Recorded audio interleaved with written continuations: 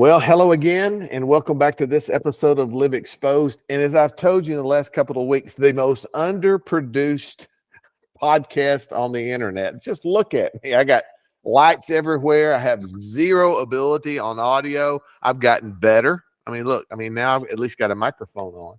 But what I try to do in lieu of the low production value is to bring on people who can say things, or hopefully I say some things that keep you coming back. And the reason for that is that so you can lean forward in life as opposed to maybe hesitating to seek that next step of progress in your life.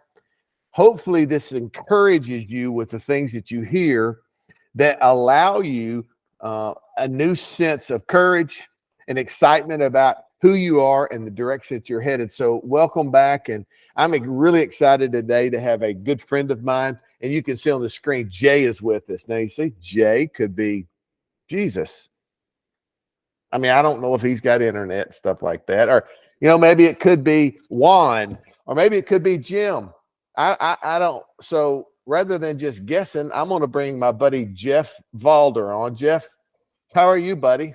The big reveal. Well, I'm not Jesus. No, you are not. I'm not even. I'm doing great though, buddy. It's a beautiful day in Lincoln, Nebraska, and I'm fortunate to live here and to make my life here with my wife. So yeah, not that life though.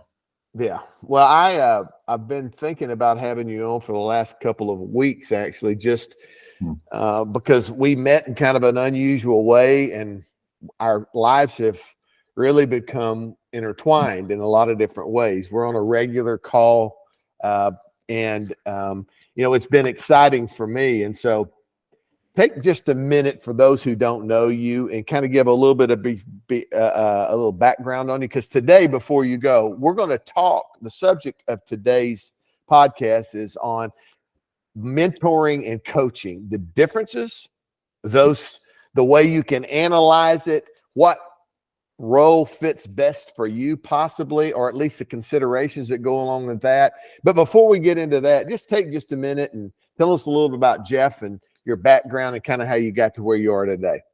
Awesome, man. Well, I'll try to keep that brief because I know that most of your listeners probably go to bed, around 4:30. Right.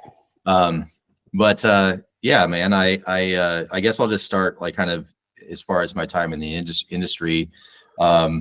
Let's see, 2017, I had the opportunity to come aboard with, this company I'd never heard of here in Lincoln. Friend of mine was working there and said, hey, you should come check this place out. I think you'd fit well here. And had some deliberation. I was actually up in Glacier National Park with my wife. My phone did not work there. And so he was like, hey, I guess you're not interested in this then. So got out of Glacier back to cell coverage, called him back, and ended up meeting up with Luke Hansen and Marcus from Company Camp. Marcus isn't there anymore, but long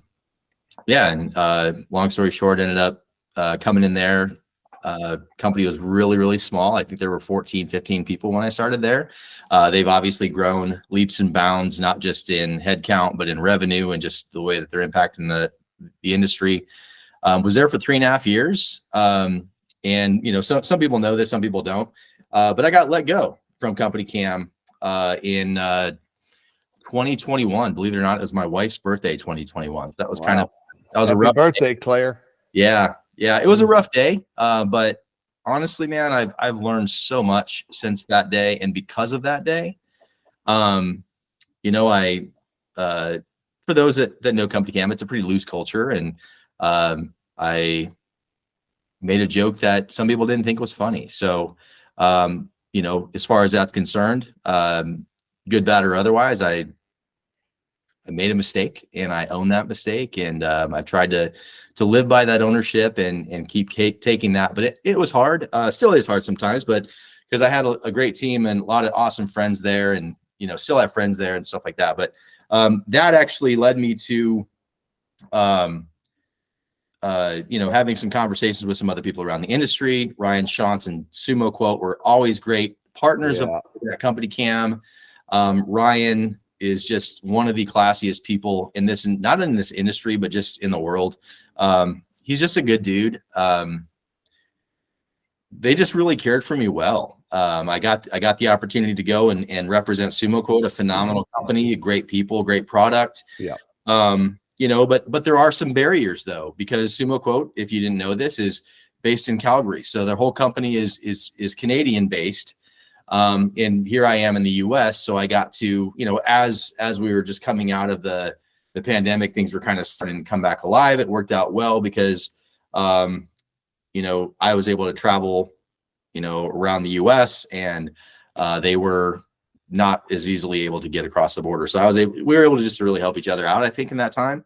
Had a tremendous time there. And there's just so many valuable relationships I got out of that are now, still friends. I still have conversations with Team Sumo on the regular. But a little over a year ago, in March, I'd been there a year, and it just, there didn't, because of the arrangement, the international arrangement, just wasn't really able to step into the role and be involved in the company in the way that I wanted to be. And, whether or not it fit from Ryan's side either.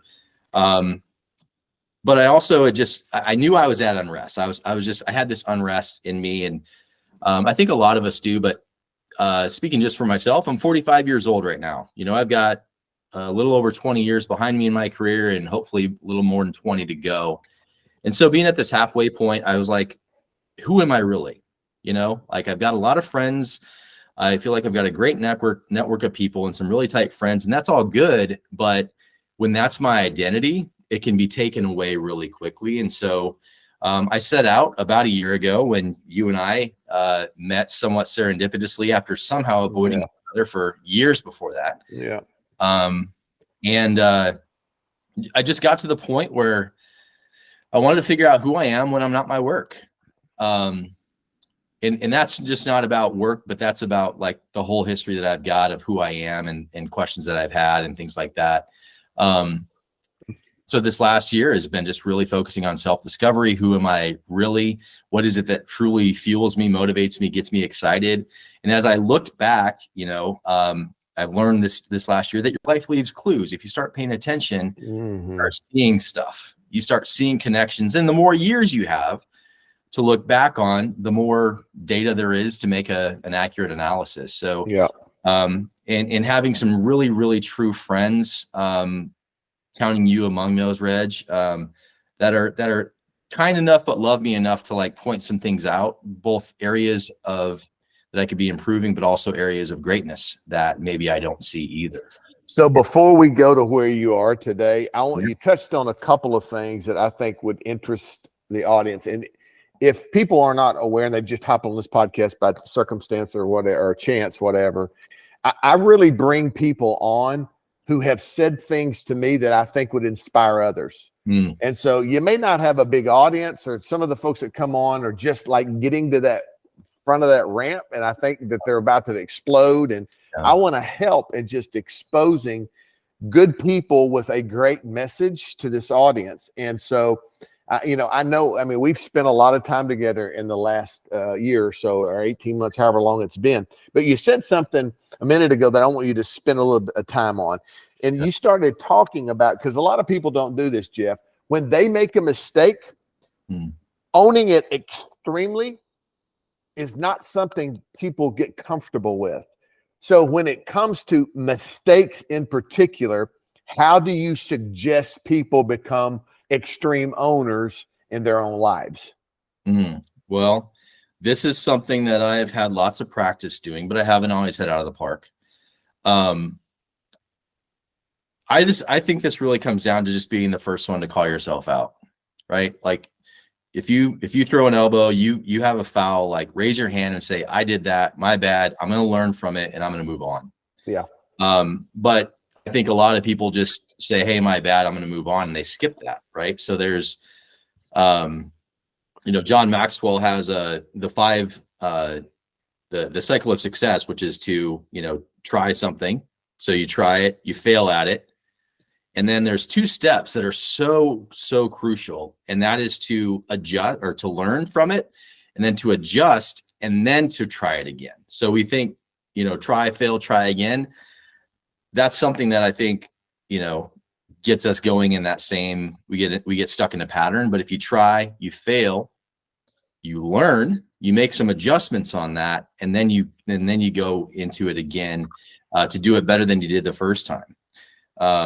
So as far as just how do you have that extreme ownership, it's just really just hopefully being the first person to call yourself out if you mess up. And I try to model that. I don't always, like I said, I don't always bat 1,000. I don't always recognize that I made the mistake, but if you do, like, just call yourself out. It's so much easier to,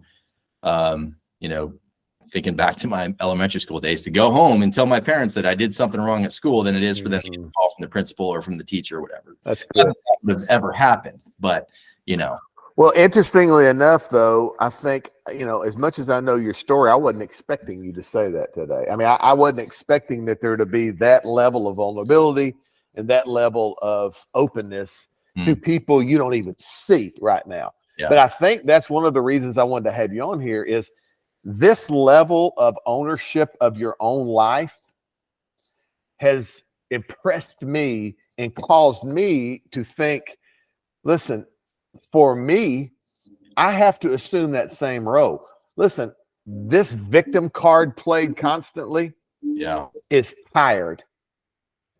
And there are people that are listening to this podcast today who have blamed every fault in life on something somebody else did.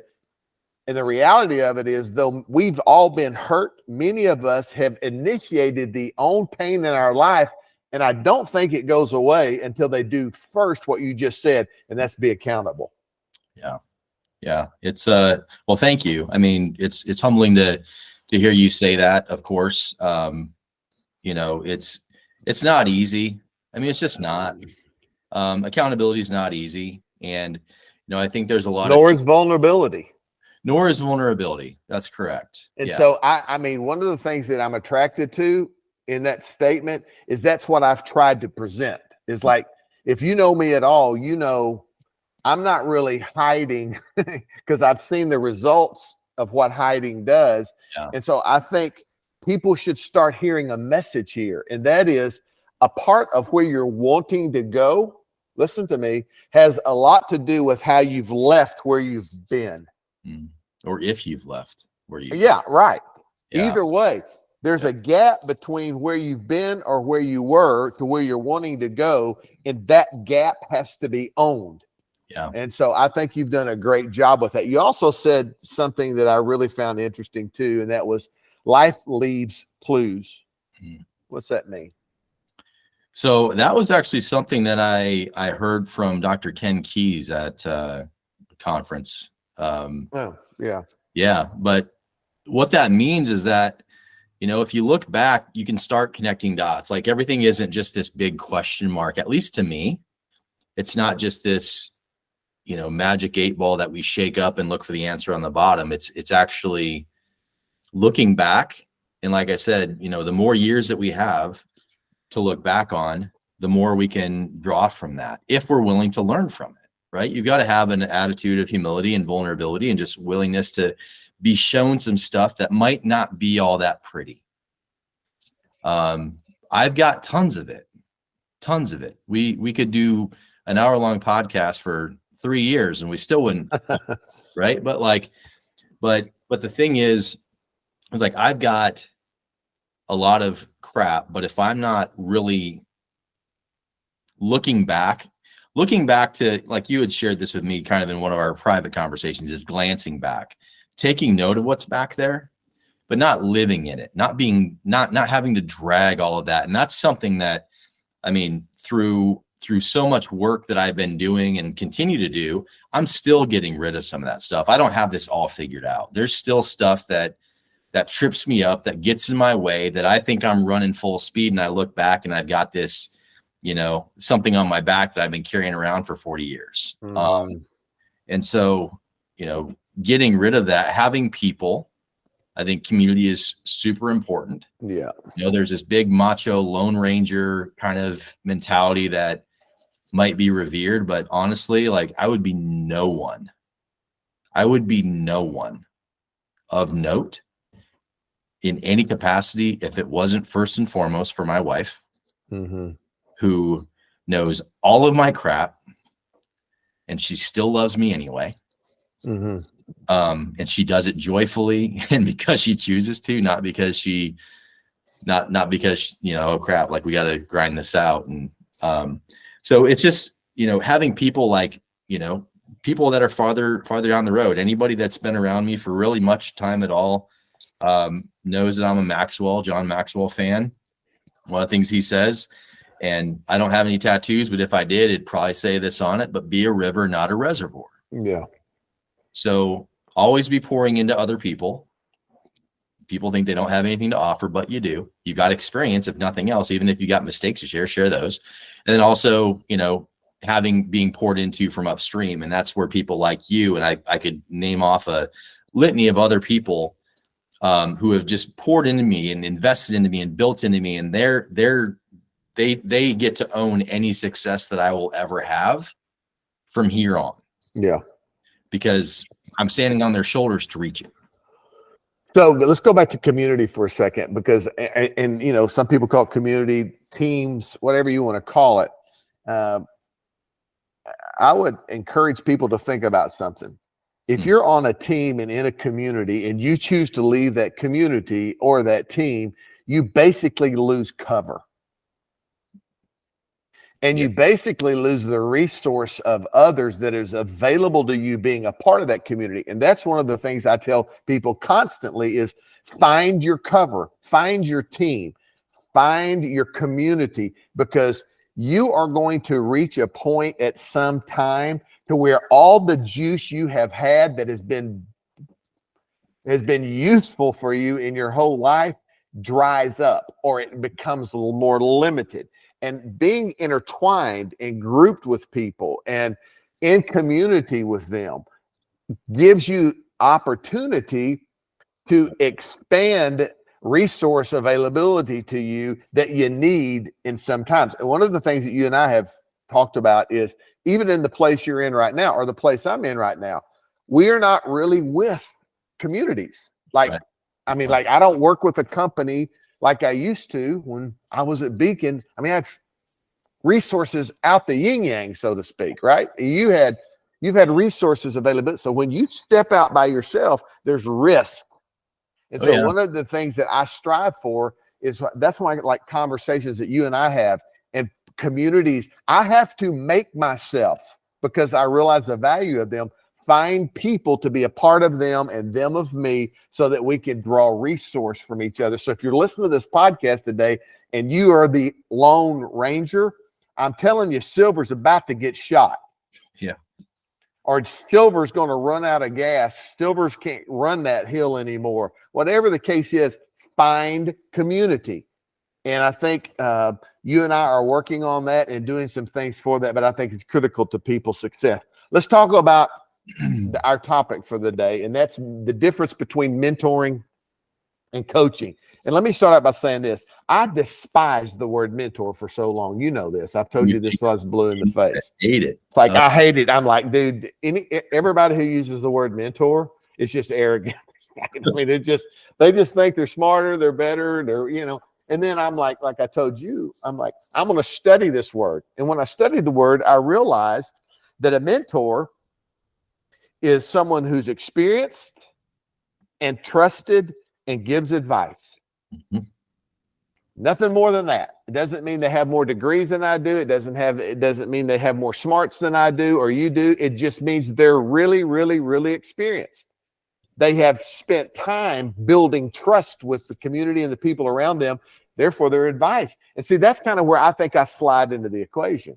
It's like over the last 13 years or so, I've had people contacting me kind of like you did, and asking and seeking, not just like, what do I do, but just let's talk about life. And that mentoring role for me that I've always kind of avoided, I've embraced now, because I feel like these 63 years I've been on the planet, and really hard the last 40 years in business and in life, I offer experience to people who will receive it that can help them a lot in the decisions they're making. So the first thing, and I'm going to define mentor, and then I'm going to let you kind of define coach, and then we'll just extrapolate the differences and maybe hopefully help some people if they're looking for those, how they can find them. So to me, that's what a mentor does. A mentor comes in and provides answers, gives advice, and is more aggressive at that level.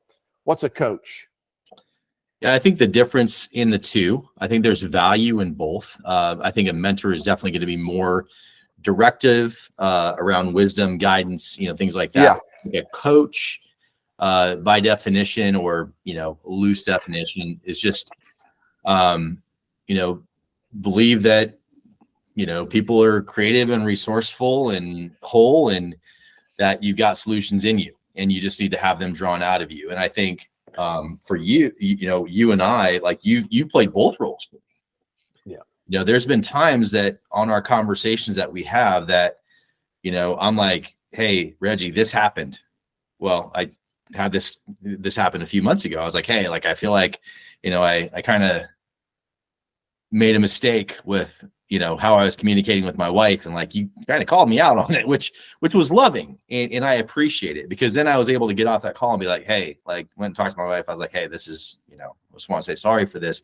So that was kind of more a mentoring role, because you gave me some guidance, because you're 18 years down the road from me, which I'd be a fool to not be looking to people that have already lived and made their own mistakes to just draw upon that. Now, it doesn't mean that I have to live through them, but just to say, hey, what have you learned? Have you ever learned anything in this? You've been vulnerable enough to be pretty free with just sharing that you've made mistakes. And so that, I think that makes it easier for me to come to you and be like, hey, Reggie, I don't know if you've made this mistake, but this is a mistake I made. What do you think about this? And so, so I think just coaching comes down to, it's very present focused and looking toward the future. So, coaches aren't therapists. Therapists requires a license by law. Coaches don't, but you can still take some steps to educate yourself around best practice and things like that. But a mentor is just really there, either answering questions. Like, a mentor might answer questions, whereas a coach is going to ask questions. There you go. To help you arrive at your own conclusion. Yeah, mentors bring answers more than coaches at the same level. Coaches ask questions. And so I think the reason for that, and I know we're probably going to tread on some toes here in this conversation with some of our guys that I know I've got a lot of good friends, and you did too, who are in that coaching world. And I think there's different types of coaches. Absolutely. But for me, at a personal development level, and that's what we're talking about, growing, people being able to get from here to there. I think to understand that coaches see clients, coachees, whatever you want to call them, as an opportunity to pull out of them what's already there and allow them to discover things that help them rebuild their life. Because here's what I found out, Jeff. I have found out when I understand it, and I accept it, and I start practicing as opposed to just hearing it, then I can see noticeable and lasting change. So, how do you determine which you want and which you need? What you think? That's a great question. I mean,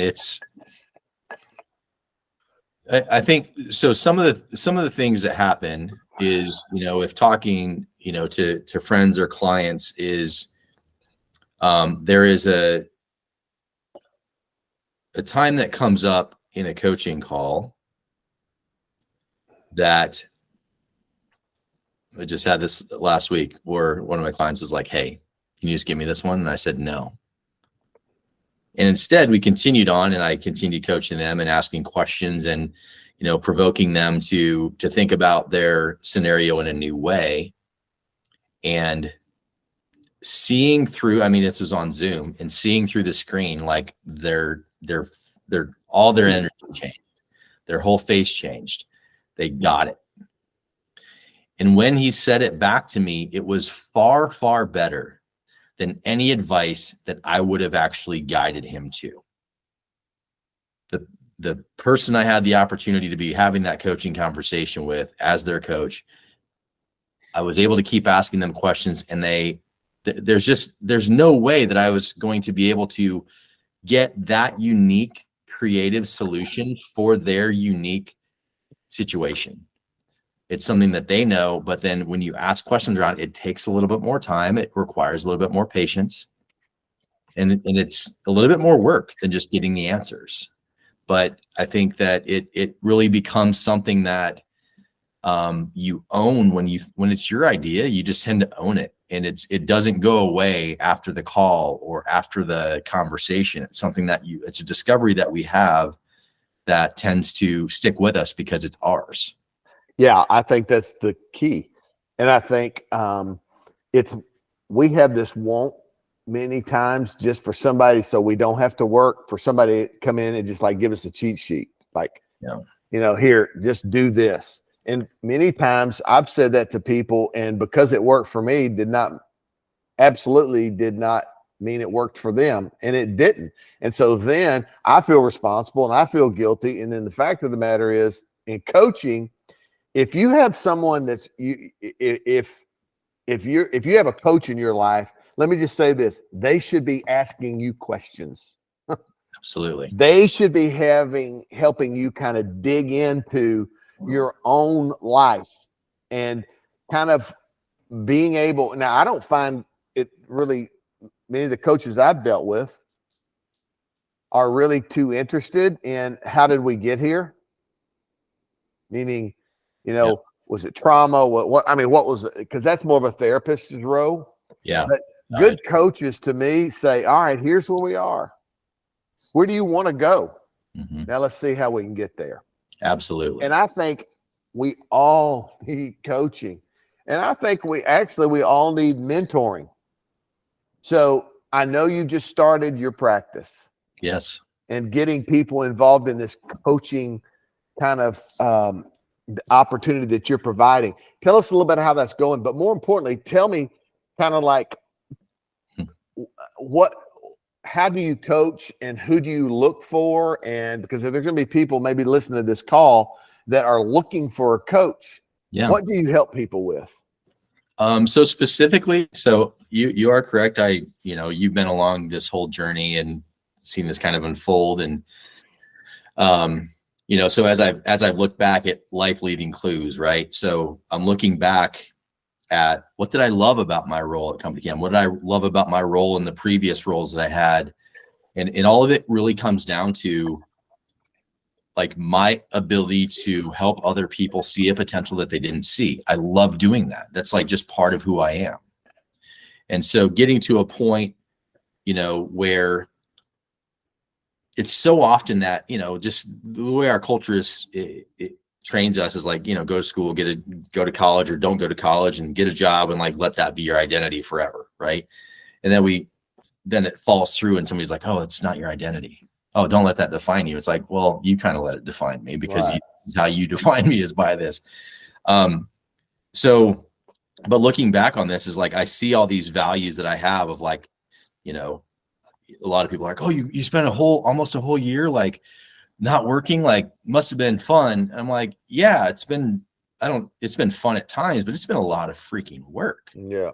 And a lot of work that doesn't have a direct, like I'm not getting a paycheck every 2 weeks or every month. Like it's a lot of work that I'm doing that nobody has gotten to see, but a few people. I mean, there's certainly people in my circle that get to see it or have gotten to see it there. But the common theme is I'd find myself with a whole day to spend however I want, and I end up on Zoom calls or phone calls or something, with other people that either are sharpening me or I get to sharpen them, or maybe it's kind of a peer-to-peer thing. But it's never really just sitting and shooting the breeze. It's like, what's the purpose of this? Where are we going with this? And how do we get better because we're in each other's life? And so that just led me to, that along with, I had 4 people last fall, 4 different people, none of whom know each other, mind you. 4 different people that know me pretty well, within about a 6-week period, all suggested that I should be a coach or consider coaching. And when 4 different people that don't know each other say that, I took notice of it. I was like, whoa, this is interesting. And then I've looked into things, with the International Coaching Federation, the ICF, which is, kind of the gold standard of coaching. Yeah. And so the more I looked into it, I was like, yeah, this makes perfect sense with everything about who I am, with what I'm about, with what I love to do. It still lets me build relationships, which is key to me. I love to connect with people. I love to connect other people to other people. And so setting off, in that regard, having conversations, doing my research, I'm an information gatherer. I'm a slow decision maker, but when I make the decision, I'm all in. And so starting coaching, let's see, it's coming up on 4 months since I actually had my first coaching call with a client that actually paid me money, which is cool. Yeah. And so right now I've got, I think I'm at 7 clients, which is awesome. I feel very fortunate to have those. It's all just invitation and referral.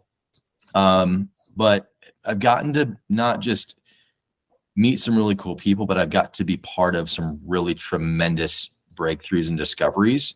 They're not mine. They're not my clients. It's when we come together, we both bring our whole self to the conversation. Yeah. No distractions. We come to do work. We get some stuff done, man. And so one of the key things that I want, distilling it down into the most basic thing is, I help people get from where they are to where they want to go by, first of all, defining the goal.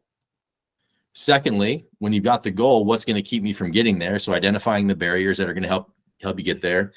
And then clarifying that vision of where you really want to be. This is something I've been doing in my own life for years, but also really, really intensely for this last year.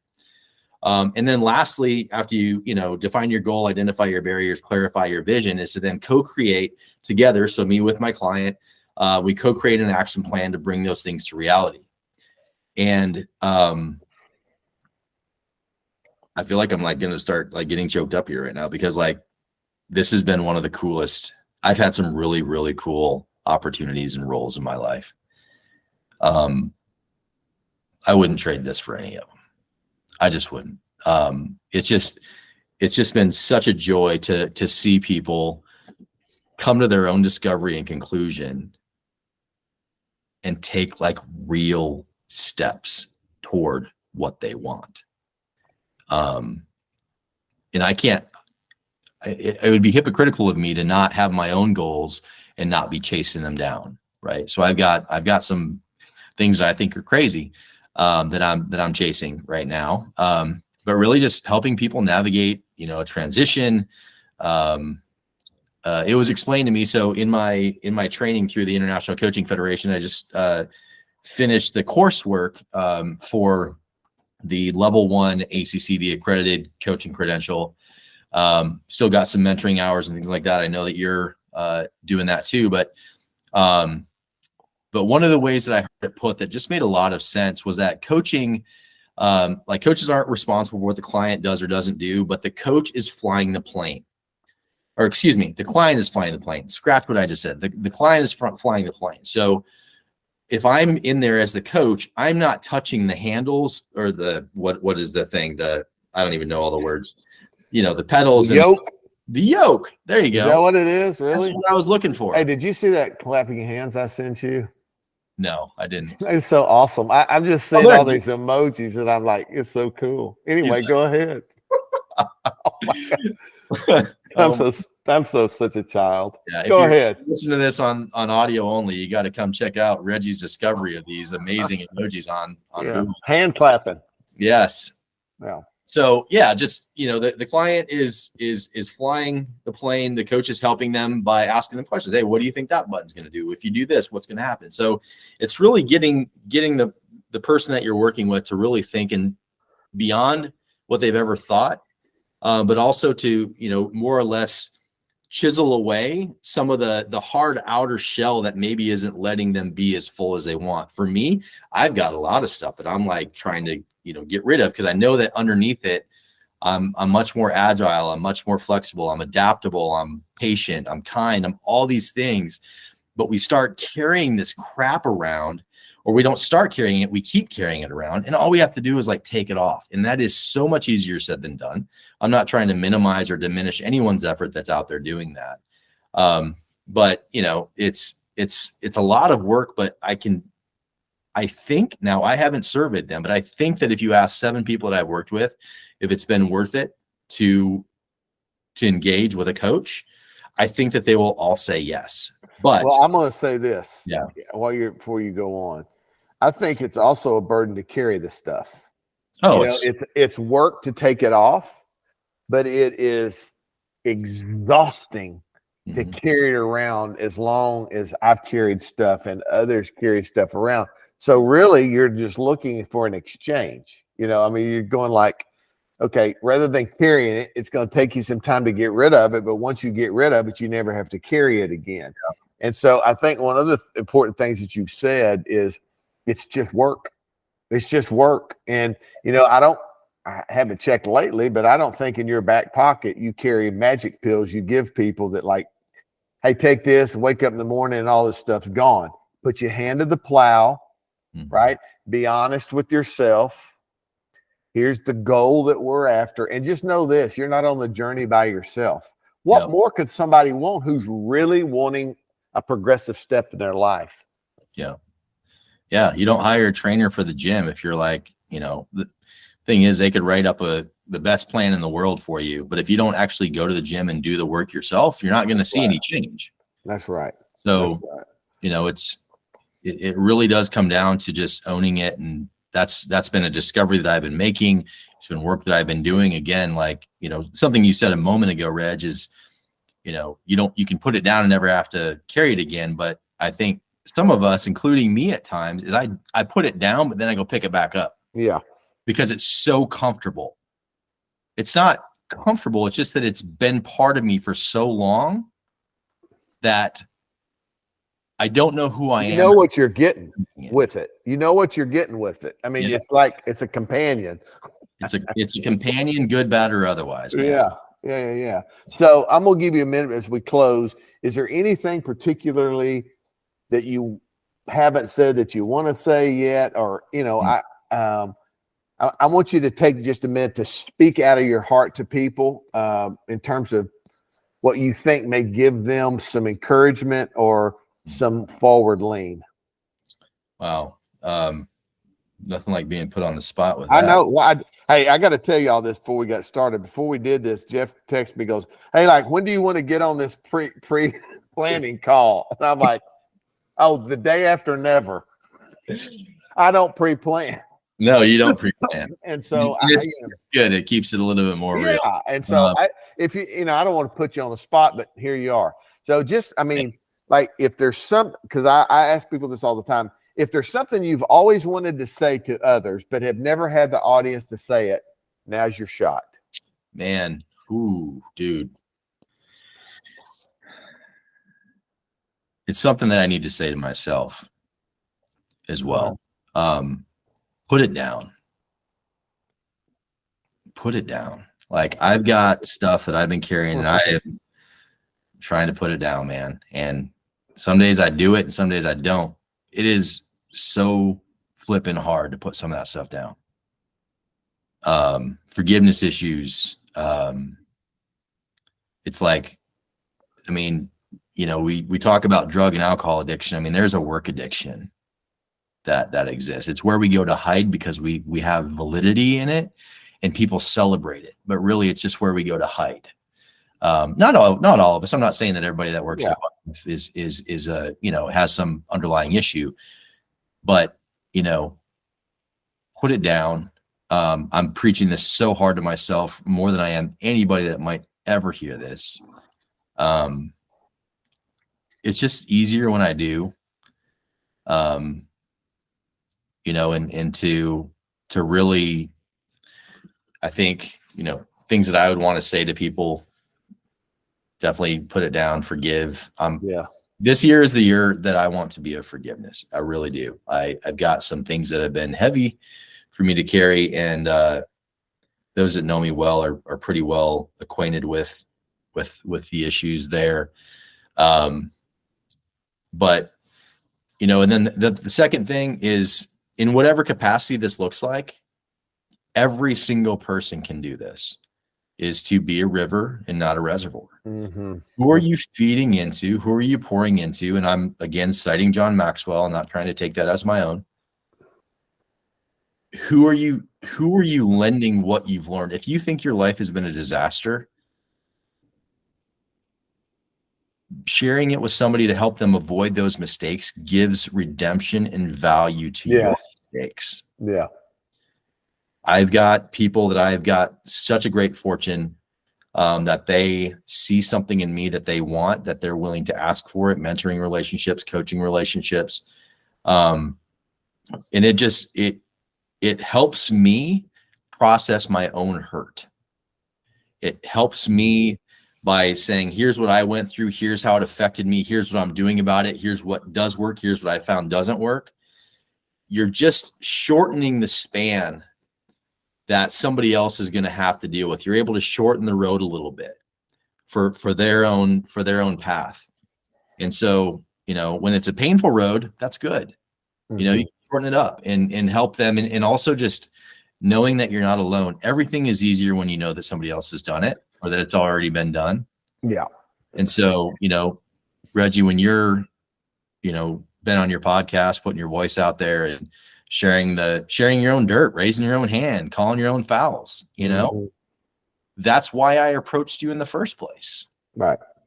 I was like, all right, this guy's vulnerable enough. I believe it's Craig Groeschel that says, like, people will, you know, be impressed by your strengths but they'll connect with you through your weaknesses. Mm-hmm. That's a paraphrase. I don't know the exact words, but nonetheless, like, being real, sharing it, you know, we all put up this front that we got it all figured out, or that nobody does, dude. So you and I talked about this on our last call, I think. But I think it's true. So true. Many times I can't get by something no matter how hard I try, but I have found relief when I've been able to share with somebody else and watch them progress from my pain. Yeah. And just knowing they're going through similar pain or something like my pain. And even though I have not got rid of all of mine, it creates release for me somehow by pouring into somebody else's life. And it's getting rid of some of the poison and pain in me by me being willing to help someone else. Yep. And I think whether you're mentoring or you're coaching or you're just being a friend to somebody, being willing to excuse yourself, listen, from your own picture of pain for a short time to help somebody else is going to relieve the pressure that the pain has been brought in your own life. Try it, folks. Yeah. Try it. Listen, you know, whether you're a mentor or you're a coach or somewhere in between, helping people has a place in our society today like never before. We need each other. We need to be able to take our experiences and bring them to community and to be able to help one another so we can resource from one another. And ultimately, Jeff, so that we all can get to a place in life where we're happy, we're fulfilled, and we're satisfied. Buddy, I want to say this before we go. I don't ever do this, but if you're out there hearing this, I wanted to have him on today because if you're looking for a coach, this is the dude that I would recommend as much as I would recommend anybody else. I've seen the effort. I've seen the enthusiasm. I have seen the depth of understanding about people in life and his willingness to be vulnerable and open. You can't have anything more in a coach. And so, Jeff, tell people how to get a hold of you. After I pick my jaw up off the floor, thank you. That's very kind, Reggie. Yeah, I mean, I'm on LinkedIn and sort of on Facebook. I've got an account there. I get notifications. Yeah. Facebook's not my favorite place to live. But I'm on there right now. LinkedIn is always pretty safe. Jeff at jeffvalder.com. That's So V as in Victor, ALDER, Jeff at Jeff. Do you have your own website? Is that? I have a domain. Oh, I have a domain, but I don't have a website. Quit being lazy and get your website up there. It's not lazy. It's just priorities. I'd rather be a great coach than have a great website, but it's coming. There you go. Touche. Well, y'all, you've heard his heart today, and if he can help you, I know he will. And like I always say, thank you so much for your time and your willingness to spend here. You should be leaning forward now. You should be feeling more comfortable after this podcast today to realize that the uncertainty that lies ahead is not something you should fear. You should embrace. But listen to me, don't do it by yourself. We're here. Thank you so much, and we'll talk to you next week. God bless you all.